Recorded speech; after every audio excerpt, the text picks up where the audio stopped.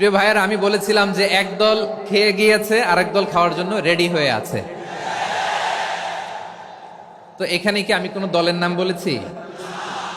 বাংলাদেশে 48টা প্রায় নিবন্ধিত রাজনৈতিক দল, কোন দলের নাম আমি বলিনি। কথাটাকে আমি জেনারেল রেখেছি। দায়ীদের বৈশিষ্ট্যই এটা, দায়ীরা জেনারেলি কথা বলে, যার যেই মেসেজ নেয়ার তারা সেখান থেকে নিয়ে নেয়।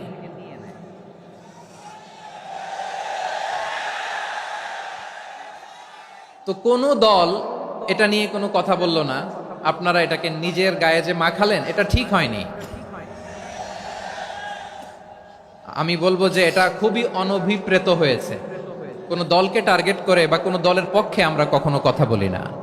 আমরা কোরআনের পক্ষে কথা বলি, ইসলামের পক্ষে কথা বলি, ঠিক কিনা বলেন? আর এই জাতীয় বার্তা যখন আমরা দেই, তখন যদি আপনি বলেন যে পারলে রাজনীতিতে আসেন, পারলে দল করে দেখান, এটা হইল? আমি কি এরকম কোনো কথা বলেছি? বাংলাদেশে 48টা প্রায় নিবন্ধিত রাজনৈতিক দল, কোন দলের নাম আমি বলিনি। তো কোন দল এটা নিয়ে কোনো কথা বলল না, আপনারা এটাকে নিজের গায়ে যে মাখালেন, এটা ঠিক হয়নি। আমি বলবো যে এটা খুবই অনভিপ্রেত হয়েছে। কোনো দলকে টার্গেট করে বা কোনো দলের পক্ষে আমরা কখনো কথা বলি না।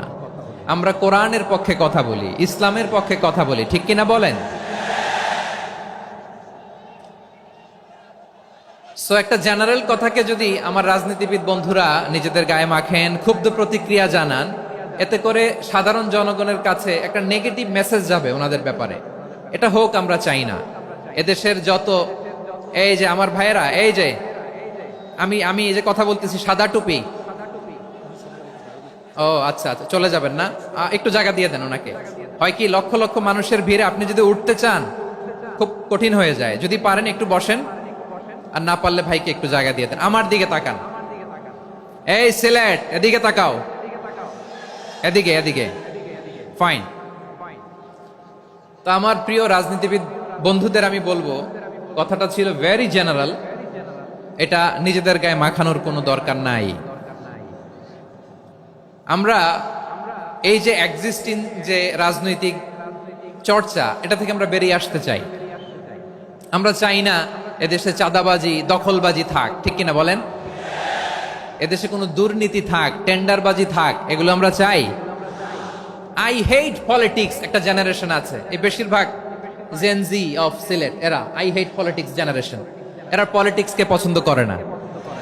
তো কেন করে না, এর দায়ভার আমাদের আছে না নাই? আছে। এবং আমরা দেখেছি ক্ষমতার পালাবদল যখন হয়, এক সরকার যায় আরেক সরকার আসে, তখন দুর্নীতির ফিরিস্তি আমরা জানতে পারি, এর আগে জানতে পারি না। প্রতিটা দলের ভেতরেই আমরা এই বাজে চর্চাটা দেখেছি। সো এখন আমাদেরকে শুধরে নেয়ার সময় এসেছে।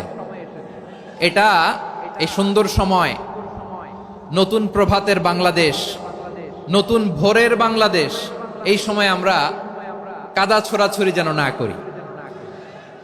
আমাদের শপথ নেয়ার সময় এসেছে। প্রতিটি দল, নিবন্ধিত 48টি, সবগুলো দলের এখন শপথ নেওয়া উচিত যে আমরা কোনোদিন আর চাঁদাবাজি করব না, টেন্ডারবাজি করব না, দখলবাজি করব না। আমরা সব সময় দেশের পক্ষে থাকব, সব সময় দেশের পক্ষে থাকব। সেই কথাগুলো ছিল ভেরি জেনারেল। যে কথাগুলো আমরা জেনারেলি বলি, এগুলো জেনারেলি আপনারা নিবেন। আমার রাজনীতিবিদ বন্ধুদের কাছে এটাই আমার কামনা। আর এই জাতীয় বার্তা যখন আমরা দেই, তখন যদি আপনি বলেন যে পারলে রাজনীতিতে আসেন, পারলে দল করে দেখান, এটা হইল? আমি কি এরকম কোনো কথা বলেছি? না। আমি একজন মুফাসসিরে কোরআন, আমি একজন আলেম, এর বাইরেও আমার সবচেয়ে বড় পরিচয়, আম আ সিটিজেন অফ বাংলাদেশ। আমি বাংলাদেশের একজন সাধারণ নাগরিক। আমার দেশের যে কোনো সমস্যা, যে কোনো ইনকনসিস্টেন্সি, অসঙ্গতি নিয়ে মত প্রকাশের স্বাধীনতা আমার আছে না নাই? আপনারাই তো বাক স্বাধীনতার কথা বলেন, ফ্রিডম অফ স্পিচের কথা বলেন, বাক স্বাধীনতার কথা বলেন। আপনারাই যদি আবার কোন মন্তব্যের কারণে বলেন যে রাজনীতির মাঠে আসেন, দল করেন, দেখি কতটুকু পারেন, এটা ঠিক হবে না।